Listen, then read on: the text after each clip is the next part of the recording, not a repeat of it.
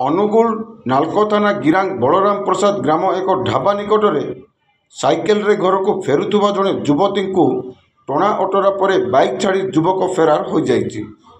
ଟଣା ଅଟରାରେ ଯୁବତୀ ଜଣକ ସାଇକେଲରୁ ଖସି ପଡ଼ିଥିବା ବେଳେ ଯୁବକ ଭାରସାମ୍ୟ ହରାଇ ପଡ଼ିଯାଇଥିଲେ।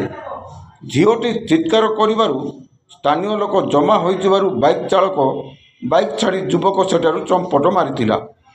ସମ୍ପୃକ୍ତ ଅଭିଯୁକ୍ତ ଯୁବକ ନାଲକୋ ଥାନା ଗିରାଙ୍ଗ ଛକ ମାର୍କେଟର କ୍ରିଷ୍ଣା ଡ୍ରେସ୍ ହାଉସର ସପ୍ଲାଇ କର୍ମଚାରୀ ଭାବେ କାର୍ଯ୍ୟ କରନ୍ତି।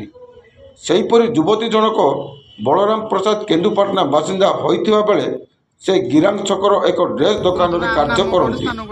ନାଲକୋ ପୋଲିସ ପହଞ୍ଚି ବାଇକ୍ ଜବତ କରିବା ସହ ଘଟଣାର ତଦନ୍ତ କରୁଛି।